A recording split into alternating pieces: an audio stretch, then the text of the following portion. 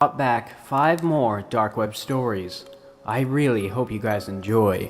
With that being said, whether you're sitting around a campfire, on the night shift, or even lying in bed, let my voice soothe your nightmares.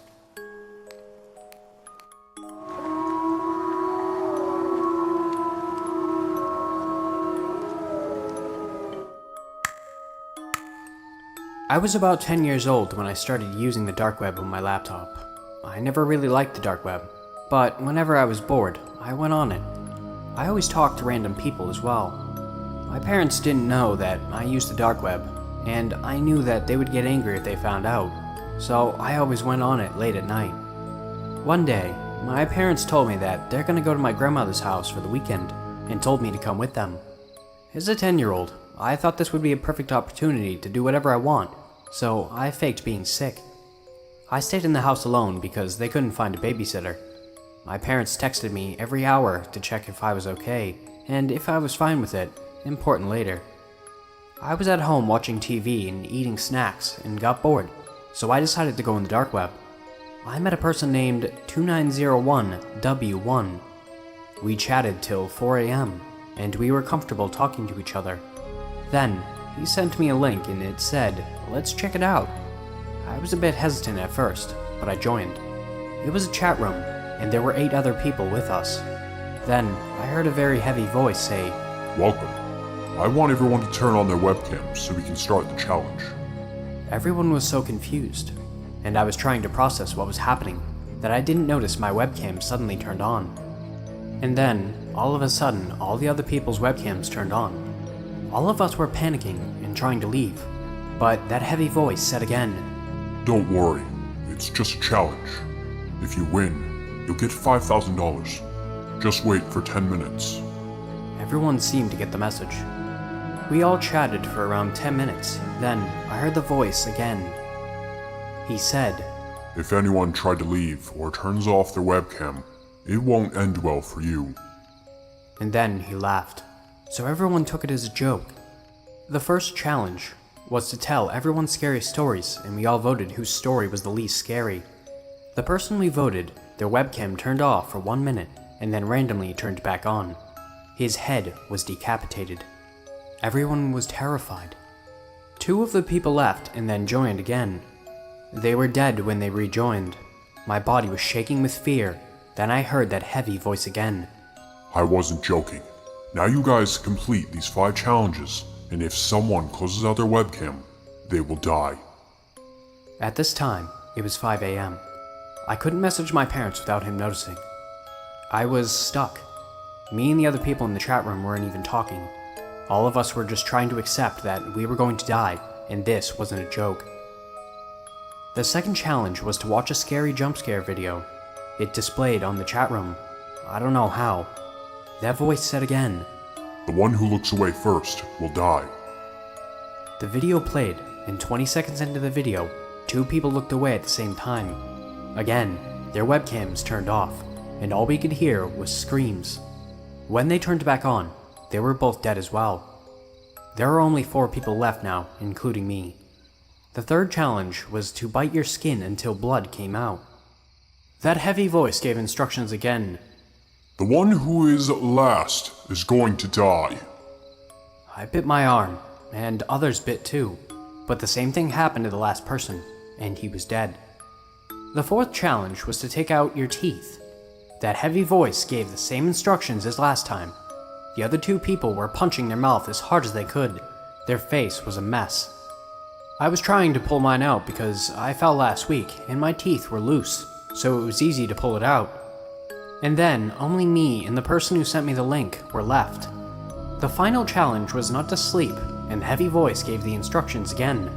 "The first one to sleep is going to die." In the meantime, 2901W1 told me his real name. It's Jake, and we both tried our best to keep each other awake. Jake kept saying, "I'm sorry, and you're an innocent boy. I'm sorry because of me your life will be gone," and stuff like that. I assured him it wasn't his fault. It was now 2 p.m. I knew I was going to get out of this mess, because my parents had been messaging me. And through the corner of my eye, I saw that they said they are coming back, and I was worried, what if they killed them? Jay couldn't stay awake anymore, and he slept. I saw him get killed, unfortunately. I was going crazy the whole time. I didn't know what to do. Then I heard the voice again. Congratulations, you have won the game, but we aren't going to give you anything. In fact, we're going to take something from you. I mumbled, what? He whispered, Your life. but it was clear enough for me to understand. Then, I felt something grab my shoulder, and there were 4 people there. And as they grabbed the knife, the police came in and saw the knife in their hands, so they shot them. Then, I heard my parents come in. As they barged through the door, they both hugged me and took me to the hospital because of my arm. I asked, how did you know I needed help? My mom said, as I was parking, I saw a black van, and the windows to our house were broken at the time. We called the police and they came here pretty quick. After some convincing, my mom told me what those guys do. Those guys sell organs and earn money. The guy with the heavy voice still isn't caught. Now, 3 years later, I can't forget it. I have nightmares because of it. I remember it every second of my life. Boredom is hitting everyone hard right now. With social distancing a top priority, we are all finding interesting ways to keep ourselves occupied. I think I may have ventured a little too much, though. It all started 3 weeks ago. Sitting in my bedroom, I tossed a softball into the air for a few minutes. Before I sat up on the edge of my bed, I looked over at my laptop I had been neglecting since I dropped out of college. I turned it on and began surfing. Nothing much had changed on the net. I visited all the regular sites I used to. Pinterest, YouTube, Tumblr. I thought about what I could do with that piece of technology. This triggered a craving I had for a long time. The want to visit the dark web. I had heard only the terrible things. It's a place to find organs, drugs, and weapons. I had no use for any of those things. But still, curiosity got the best of me. Before I knew it, I was downloading the browser that would bridge my access. Aside from all those scary things that I could find about the dark web, I had seen some videos a while back about mystery boxes. You can pay anywhere from $5 to hundreds of dollars for a plain brown box filled with goodies. The contents were undisclosed, hence the mystery part. This could be something fun, as it was definitely enticing. A 5-minute search landed me on a site that had exactly what I was looking for. Now, I did not have much cash to just blow, so I kept a modest budget of $20. I searched through countless sellers, although I could not exactly tell you why. There was no way of determining which would be the best option, since the descriptions were quite vague. Still, I was a little nervous. I was flushing a crisp Jackson down the toilet. Knowing my luck, I'd receive a box with a chewed up piece of bubblegum inside. My laptop was one of those you could fold in half and turn into a tablet, so I decided for fate to choose my purchase. I entered my budget in the filters and converted my laptop to tablet form. I closed my eyes and swiped my fingers upwards, then pressed down to make my selection. The selection was not all that great, but I was tired of searching already. I read through what was available. Mystery box, life-changing, valued at priceless, my loss, your gain. Sounded good enough to me. My lips pursed as I purchased it, as if my body was not agreeing with what I was commanding. The box arrived just 3 days later. I could hardly contain my excitement as I carried it to my bedroom. I sat on my bed and studied it a bit. No return address. Typical. My fingernails began picking at the tape and tearing away. Pulling the flaps apart revealed sparkly tissue paper. Cute. The contents inside, not so cute. There was a muddy pair of shoes. No big deal, I guess.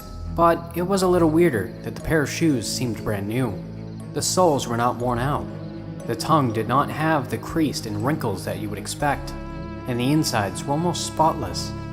The next item was a tiny, black, crushed velvet bag. The kind of bags you pull closed with strings. The feeling was not very impressive. I shook the bag around a bit, and thought it sounded like little rocks inside. I pulled the mouth apart and poured out the contents into my hand. An audible "shit" escaped my lips. My hand flipped over to break the contact it had with my skin. They scattered. Teeth? Really? I let my body rid the creeps by giving a little shiver. I peered back into the box. One more item remained, a diamond ring. Maybe this box wasn't such a dud after all. I'm no jeweler, but I did know that a quick look at the brand of authentic gold would most likely result in finding the carats in small print. 18K. Not bad. I sized up the ring, which was visibly small. I wondered if I could have it altered. I might as well get something usable out of this. The next day, I carried my small finding to a local jewelry shop. I inquired about the authenticity, which they verified. A small fee, and a day later, I was sporting new ice. I was pleased with my purchase enough to leave a modest review to my seller, but when I tried to rate him or her, my laptop froze up. I tried everything I could to reboot with no success, holding down the power button, closing and reopening, pressing a combination of keys. Finally, I gave up and let it do its own thing. An hour later, it finally powered off and restarted. I blew this off as a mandated update. The screen displayed the typical downloading files followed by a slow restarting bar filling horizontally. After all that mess, I did not bother to revisit the website. I had probably caught a bug on the damn thing, but was still lucky it worked at all. My day was interrupted by a knock on the door. The other side of my door stood a man who towered over me. I only poked my head out and placed my hand on the outside of the door, almost hugging it, obviously uncomfortable with the unexpected visitor. The man at the door verified my name, then asked if I would follow him down to the station, just to ask me a few questions. Station? What station? I asked. The police station, he responded.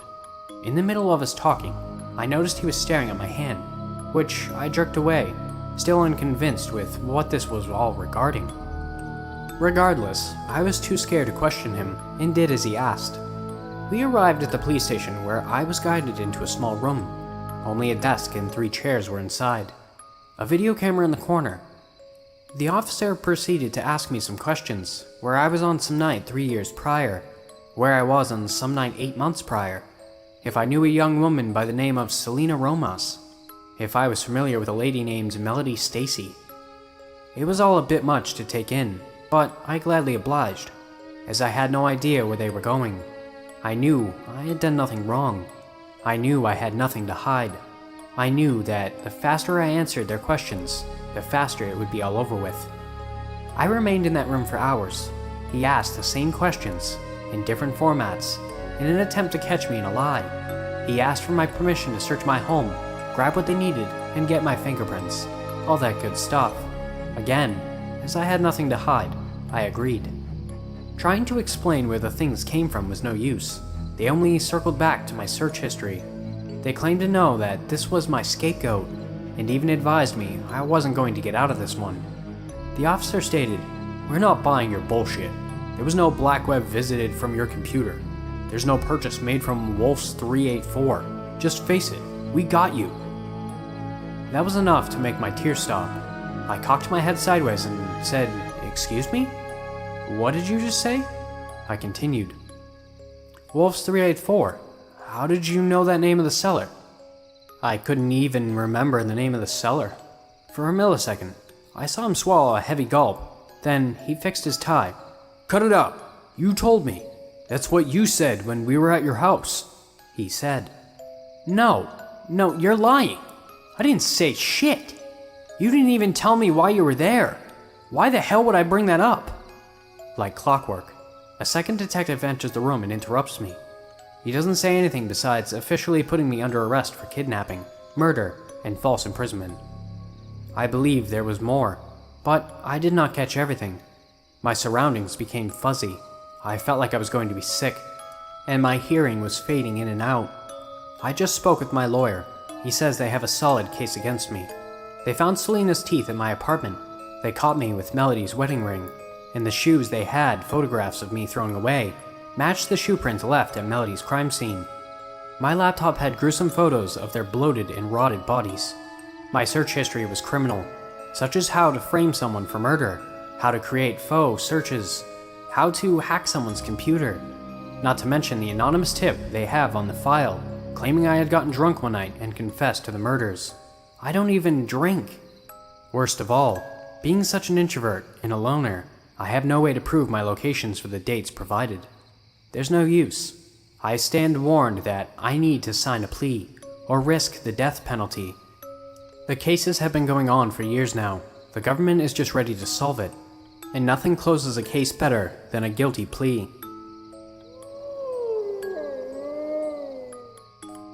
There used to be a small YouTube channel called Sam's Online Food Review.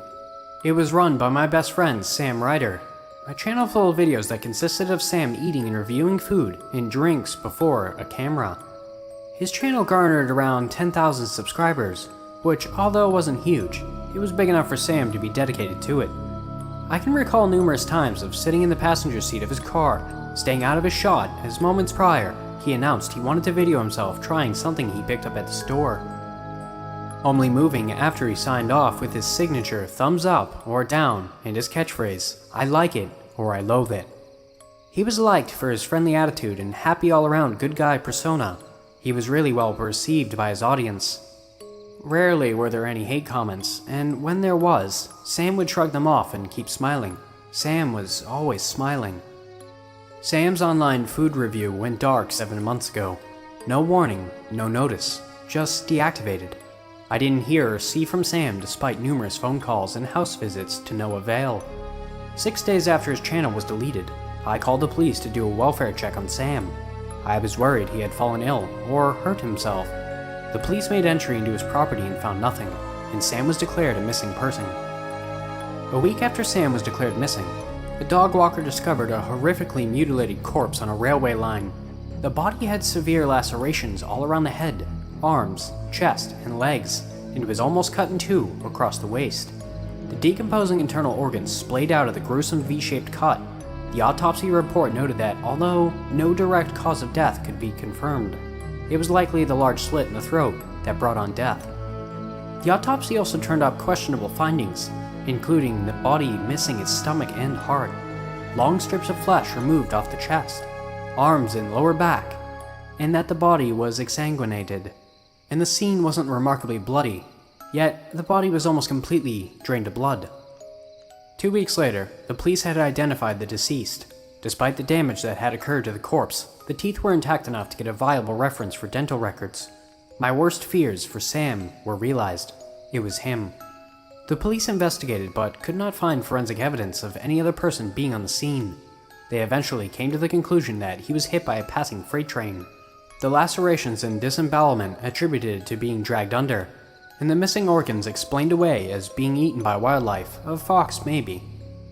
Sam's mother decided it was best to cremate what remained of her only son. I stood next to her as the beach coffin was pulled into the large furnace. As the door closed and the gas jets ignited with a whoosh, she broke down into tears, and so did I. I stood there sobbing for the entire 90 minutes it took for the one of the people I grew up with and shared so many memories with was vaporized. I mourned my friend and done my best to move on, and it was going well, but I got distracted, got a new job, started dating a girl I met through my work. A few months passed, and even though I missed Sam, things were going well, right up to the point when I was browsing Reddit at 3 a.m. that I received a Facebook message from the account of my dead friend. I froze seeing his profile picture in the messenger bubble, a picture taken during good times. Sam's wide smile plastered on his face. I felt a sudden chill. A profound sense of fear enveloped me. You know the fear that makes you cold, and your limbs ache as the slow drip of adrenaline spreads throughout your body. With dread, I opened the message. It was a link to a file-sharing website. I stared at the seemingly random amalgamation of numbers and letters that made up the URL, my head racing through what the hell was on the other side of that link, and more importantly, why did my dead friend send it to me? My hand, seemingly on autopilot, brought the cursor above the link. With my gut instinct screaming no, I clicked on it. Before my finger had lifted from the click, I immediately regretted what I just did. Chrome opened a new tab to the website. The screen was gray. Apart from a black rectangle in the middle of the page, which had a play button over it, I stared at it, unwilling to click. What I was scared of, I didn't know. Around 10 seconds had passed and the screen refreshed. Instead of the play button, the rectangle had the words "auto playing in 5 seconds" in bright white on it. I watched as the numbers count down, trying to understand what was going on. An abrupt buzzing noise made me jump. The video began to play. The camera was pointed at what appeared to be a grimy, white-tiled surface. I could hear the sound of muffled whimpering, followed by footsteps of someone approaching the camera. There was some slight rustling noise as the camera was adjusted. The screen blurred out as the camera was turned. When the camera came back into focus, I let out a choked grasp. In the middle of a white-tiled room, Sam lay on his back on a stainless steel table, his eyes wide in pure, unfiltered terror. The light of a single bulb hanging over the table reflected off the sheen of sweat that coated his forehead, his naked chest rising and falling rapidly in panic. He looked into the camera and attempted to yell, the noise muffled by a tight cloth gag that was bound around his head. His hands were also bound together tightly with duct tape. I stared at the screen, feeling increasingly sick, my brain failing to grasp what was going on. Before I could even comprehend what was happening, the sound of Sam squirming and whimpering was interrupted by a high-pitched, "Welcome to Sam's online food review. Today, we have a special treat." The mocking tone came from behind the camera. Sam's panic increased. He started jerking his body, trying to free his hands, while the voice continued. "Today, we will try what is considered a delicacy in many countries, although usually a forbidden one that is." The camera zoomed out slightly, and a man appeared in the frame standing in front of Sam. He was dressed in a white coat with a red striped apron on. He wore a butcher's hat and a cloth face mask. In his rubber-gloved hands, he held a large red-handled butcher's scimitar, and in the other, he held a sharpening rod. The man started running the knife up and down the blade in a smooth fashion, the steel on steel making a smooth noise. Sam's panic-muffled yells growing stronger. The man placed down the sharpening rod and walked around the table. Sam turned his head and started what sounded like desperate pleading with the man. "Poor little lamb," the man cooed. "It won't hurt long, and you'll be delicious." Even from here, I could see that tears filled my friend's eyes. As he struggled, the man rolled Sam onto his front and pulled his head over the edge of the table. The man then walked out of shot and returned with a metal bucket. He placed it on the floor below Sam's head. In a swift motion, he grabbed a tuft of Sam's hair, lifted his head, and started on his throat. Crimson burst from his neck and splashed over the bucket and onto the floor, my friend's body jerking uncontrollably as blood spewed out of his neck like a volcanic eruption. As I watched this happen, I began to throw up. I fell out of my chair in horror. I pulled myself away, not able to see anymore. I fell again by the door. The speakers of my computer loud enough to hear what sounded like slicing and grunting. I lay curled up in the corner, sobbing amidst a panic attack. The minutes feeling like hours. When the sound stopped, I shakily got up and walked to my computer. Avoiding the pool of sick on the floor, I forced myself to look at the screen again. The page had closed. And with Chrome displayed the Reddit screen, the Facebook tab had one notification. I didn't want to click it, but I willed myself to. It was a message from Sam. I like it. Good afternoon, Malcolm. Hi, Miss Jackson. Staring out from under my hood, I looked at the computer screen in front of me.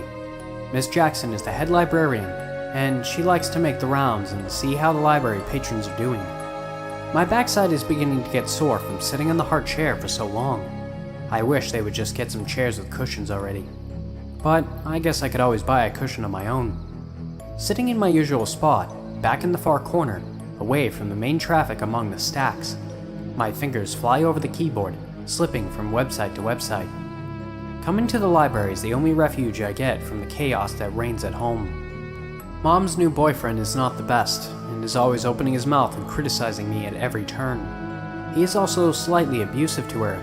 There's no hitting or anything like that, but he isn't soft with his words towards her. I wish he would just kick him to the curb, but she can't find the strength to not have a man in her life. The library is quiet this afternoon. The staff has grown used to me, and the free internet connection allows me to do my homework and surf the web at the same time. One of the things I like about the library in this small town is they don't have a lot of money or know how to create a really secure internet. I am able to go to websites I probably never would be able to in a larger, more modern and secure location.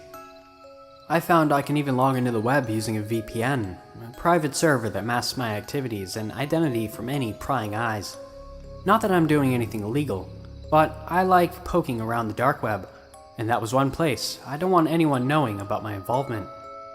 I stay far away from the drug websites, the human trafficking sites, and the murder for hire sites. I have no use for those kinds of sites. Though, getting rid of my mother's boyfriend would be a good use of an assassin. But she would just cry about his death, and then she'd find herself another guy, probably one worse than this clown. Maybe I could have him trafficked out of the country. No, better, to just leave him alone. I'm doing a search in the Tor search engine, looking for websites that deal with inventions that haven't been made public yet. Most of these inventions are things the government would swoop in and shut down if they got wind of them, or confiscate them. Other than that, they are pretty harmless. Like some kid trying to build a nuclear reactor in his bedroom, or some guy trying to figure out how to build a time machine. The kid has absolutely no source for the fuel for his reactor, and the other guy doesn't want to accept that time travel is against all laws of physics. But it's fun to read. I put in a search for time travel experiments and noticed a link to a site that looks out of place. It appears to be a news site, not the usual thing you would see in the dark web. The part that caught my eye was the date under the link. It was 3 days from now. Obviously, it was a mistake by the site. I'm not sure why, but I clicked on the link and waited for the site to open. When it did, it looked like a text version of a regular news site, but from a news source I'd never even heard of. Most of the stories were pretty ordinary, and the dates under their headlines appeared to be correct with today's date. But the story which showed up in the search engine snippet had the same date about 3 days in the future. That wasn't the only thing I found intriguing. The story was about a woman that had been killed in her apartment, but the police were saying it wasn't an ordinary murder. It seemed as if a wild animal had gotten into her apartment and torn her to pieces. The story had even the day and the dates wrong. It said the murder had occurred last night, Saturday, but today is only Wednesday. I looked at the story again, figuring that it had happened last weekend, but I hadn't heard anything about a murder like this in the past few days. If something like this happened in a small city, its news wouldn't have escaped my ears. I read the story again, and then began to think someone was playing an elaborate hoax. It was the only explanation I had. But why someone would hoax a story like that was amazing to me. Some people can play pretty sick jokes, and this appeared to be one of them. I looked at my phone and saw that I had less than an hour before the library closed, and I wanted to get my math homework finished before I go home. There was no way I'd have been able to finish at home. Sunday morning came bright and early with the buzzing of my phone on my bedside table. It was only 7 in the morning, and I had no reason to get up. So whoever was calling me and disturbing my lazy Sunday morning was going to get an earful. I looked through my half-closed eyes at the display, and see, it's Jackie. Why would she be calling me this early on a Sunday was a mystery. Hello? I grunted on the phone. Mal, wake up, man. You remember that story you told me a couple days ago? What? I said, still trying to shake the sleep from my head. What story? The one about the woman that got killed here in town and looked like a wild animal had done it? Oh, yeah, I said as I rolled onto my back. Mal, she's dead, just like you said. Sleep evaporated from my eyes instantly as I sat up in bed. What do you mean she's dead? Just like you described. Some woman who lives about 3 blocks away from your house. Oh shit. You haven't told anyone what I told you, have you? Someone like your dad? No, Mal. Why?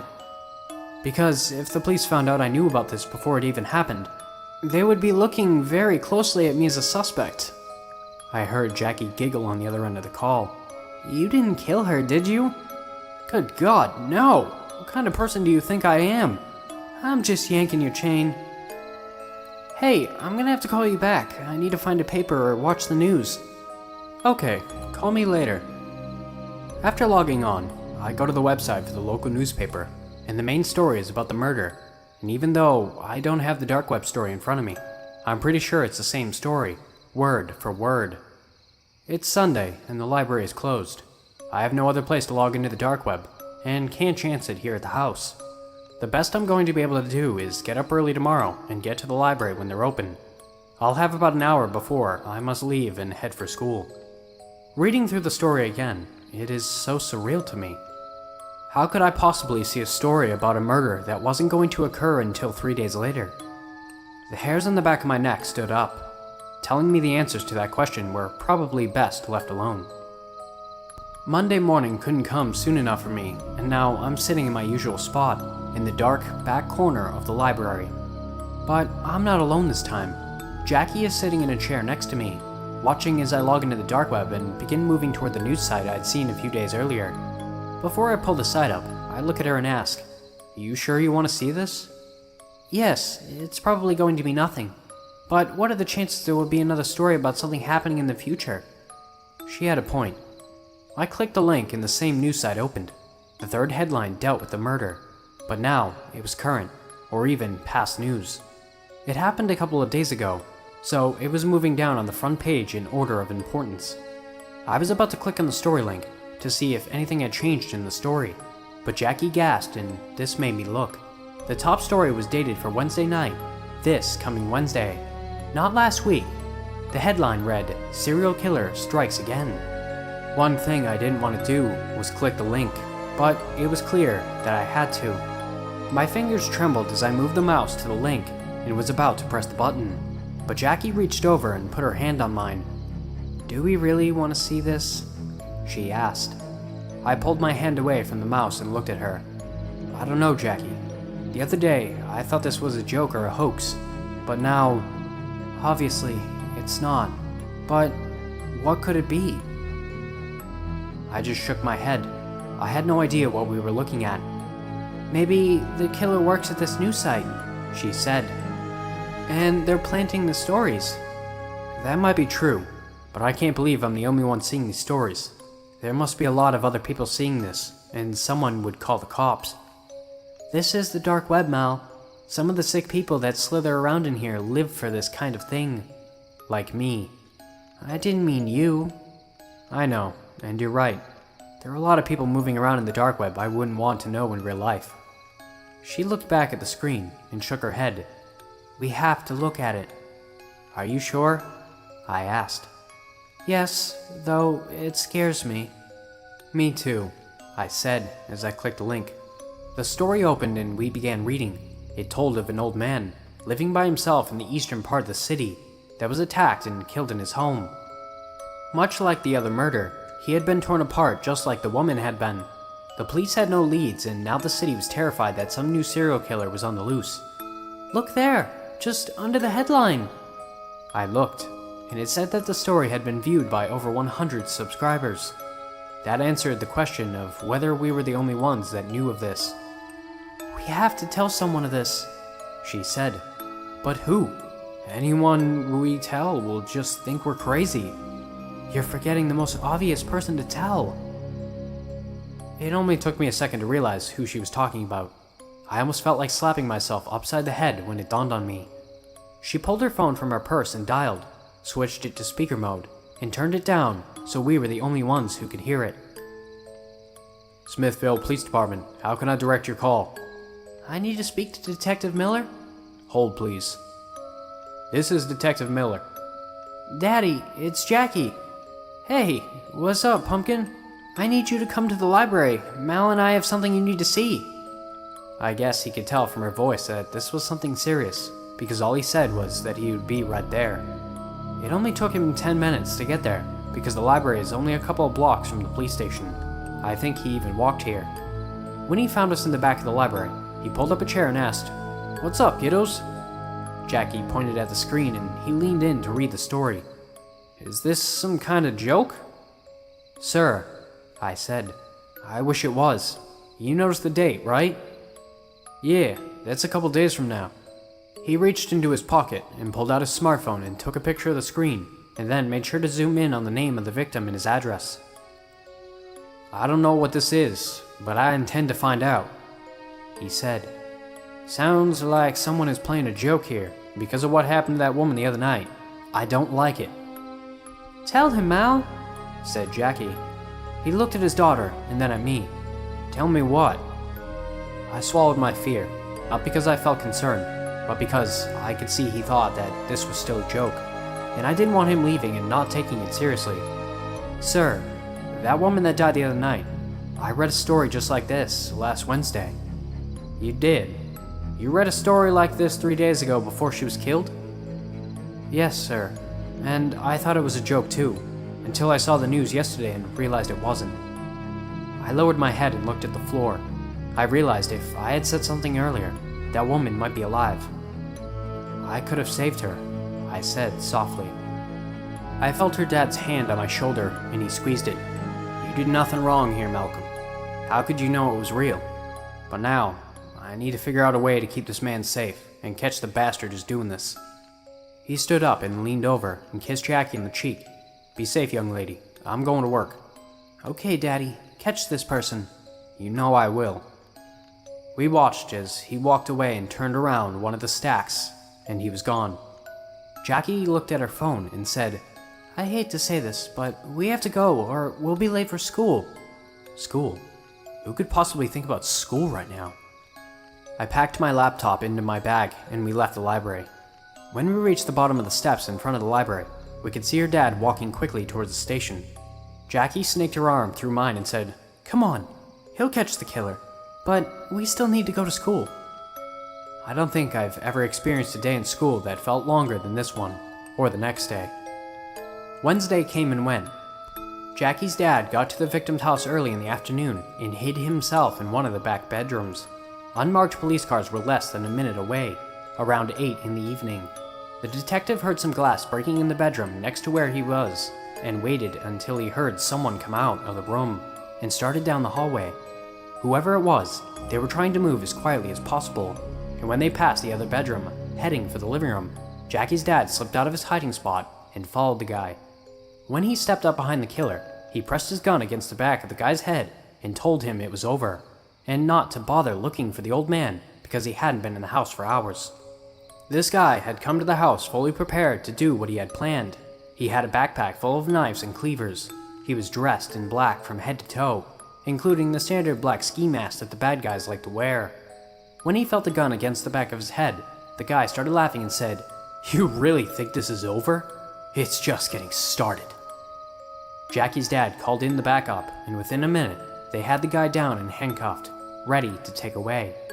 When they pulled the ski mask off his face and saw he was just some punk they had dealt with before, he liked to cause minor mayhem, but nothing that came anywhere close to murder. The whole time they were dealing with him, from when they cuffed until they stuffed him in the back of the patrol car, he never stopped laughing. Where was I during all this? Right now, I'm sitting in the library, watching the computer screen. I want to see the story change or disappear altogether. Jackie is at home, praying like she always does, for her daddy to make it home safe. For some reason, tonight she felt the need to put in some extra time asking heaven for a favor. My phone chimed and it's a text message from her dad, saying they caught the guy and it was over. Breathing a sigh of relief, I sat back in the chair and rubbed my eyes. Thank God. As I sat there with my eyes closed, I heard a chime from my laptop. There was a text box in the middle of the screen. Do you really think it would be that easy to catch me? You should have just sat back and watched like all the others here. But you decided to do more than watch. Well, watch this. As I watched, the story on the screen began to change, word by word, sentence by sentence. The story rewrote itself. No longer did it have anything to do with the old man and his murder. When it finished changing, I was horrified at what I saw. I snatched up my phone and dialed the detective's number and almost felt like screaming with each ring. Finally, after a few seconds, he answered. Hey Malcolm, thanks for helping us. Sir, the story changed. What does it say now? Sir, it's Jackie. Something happened to me a few weeks ago that I planned to keep secret, but recently, it's been eating away at me and I need to speak about it. The situation involves the dark web, but isn't like all the other stories you hear of some unsuspecting soul learning of the dark web through a friend, going on it for the first time and browsing around until they inevitably come across some horrifying page that leaves them sleepless for nights. No, This is the opposite. To be honest, I'm actually the one who would be terrifying these curious souls. You see, I'm a dark web prankster, meaning I spend my free time on the dark web messing with unsuspecting strangers. I join chat rooms and send them links to gory but obviously fake videos. I play similar videos in place of my webcam, in private chats, tricking the other user into thinking that they are chatting with a psychopathic killer. My favorite trick, though, is taking control of their cursor, manipulating the chat room, and making the site unclosable unless they turn off their machine. This one gets the most screams and appalled expressions, and it is all achieved through running some simple bash scripts. Now, some people may think this is cruel, but I see it as a service, a free one at that. You see, these people come onto the dark web for these kinds of experiences. They hear somebody tell a scary story of their experience on the big bad dark web, and they want to be able to tell similar stories in a sad attempt to be interesting. They come looking to be terrified, and I ensure they aren't disappointed. Of course, I get my own enjoyment out of it, so it's a win-win. But recently, this has all changed. If you fly too close to the sun, you will eventually be burned, and I am burning. The other night started like any other. I got back from work, made some dinner, and after washing up, I logged into my PC and got to work. I jumped around a few chat rooms, but they were unusually quiet or taking way too long to connect, and when they did connect, people left before I got a chance to mess with them. Eventually, I was able to keep someone around for more than a few seconds. There was some bald dude with a gnarly scar across their head. His ears and face were both heavily pierced, and he had a python tattoo wrapped around his neck. A tough guy. They were always fun to make cry like a baby. The way I usually do these pranks is I keep the screen blank until I see the person, then I choose from the collection of cam clips I have, and slowly escalate it from there. For this specific instance, I chose a clip of a cute girl who starts by smiling and waving. The man smiled back and began typing until a message popped up. "Hi, you're cute. Thank you, I like your tattoo." We went back and forth typing and discussing ourselves until I decided to start the fun. I took down the video of the girl and replaced it with a video that starts with a man tied to a chair. A masked man that begins to beat the man in the chair with a hammer. To my surprise, the man didn't seem horrified. Instead, he began to wholeheartedly laugh before sending another message. Funny, but I preferred the lady. I replied telling him to shut up or the girl will get it next. Once the message sent, the man's laughter stopped, and he began to stare into the camera with a cold, emotionless gaze. "You shouldn't be so rude." That message was the beginning of the end of my pranking. He began to type again, and when he stopped, my jaw dropped and my fun was over. He sent the message and it was my full name. I quickly moved my cursor up and tried to X out of the chat, but my cursor froze before dissipating before my very eyes. I opened my console and began to frantically type some commands, but each one was denied. Slowly, the chat began to turn black with red font. I was in a full-blown panic now. My heart was racing, and I felt like I had spikes sticking into my arms, legs, and neck. I couldn't control my breathing, and I was sweating profusely. All the while, that psycho was smiling into a camera, and his dirty, yellow teeth glaring at me as he continued to type. "Let's have a look, shall we?" The light from my webcam lit up, and sure enough, down in the left-hand corner of my screen was my terrified face, staring aimlessly at the screen. My brain was screaming with instructions at me, but my body couldn't react. I was frozen in fear. Eventually, I snapped out of it, and stood up to turn off my computer when he screamed in a deep, grisly, distorted voice. "Wait!" This stopped me in my tracks. I looked back at the screen, and he was gone, but only momentarily. When he returned, he was standing up, leaning over directly into the camera. He lifted his hand, balled into a fist, and opened it, revealing multiple human teeth, which fell from his hand and bounced off the desk beneath. He then sent the last message, "See you soon, boy." He smiled as the words in the chat room began to fall off the screen, while a loud screeching noise blared from my speaker. Just then, my computer switched itself off, leaving me standing, staring at my reflection on the darkened monitor. I must have stood there for at least 5 minutes before I snapped out of it and went to bed. I didn't sleep that night. I couldn't. Every time I closed my eyes, I saw his horrifying smile, and I heard the disgusting sound of the teeth hitting the desk. I called in sick to work the next day, so I could try to relax and went for a run to clear my head. It helped enormously, and 3 days later, I had put the whole experience behind me. However, a week ago, about 10 days after the incident, something happened which has made me tell this story. At about 1 a.m., I was awoken by some strange banging sounds. I got up in a haze and looked out the front window to see an old maroon-colored Toyota Camry parked right behind my car, blocking it in. The banging had stopped, but the stranger's car had put me on edge. I had lived in the neighborhood for a few years and never once saw this car. I put on some clothes and began to walk down my stairs and towards the front door, but as I did, the banging began again. It was coming from the back door. I slowly walked towards the door with my heart racing. The closer I got, the louder the bangs were. Whatever was causing it was trying to smash the door off its hinges. I wanted to scream, "Get the hell away from my house!" However, for once in my life, I made the smart decision and ran up the stairs and went into my bedroom before barricading my door and calling 911. The operator picked up just as I heard a window smash from downstairs. "There's a man in my house! He's trying to kill me!" I screamed before she responded, telling me to calm down and to tell her my location. She asked me to stay on the line and that a squad car was close by. I heard heavy footsteps stomping up my stairs and towards my door before stopping. The operator asked, was I still there? But before I could answer her inquiry, the man started to attempt to knock my door down.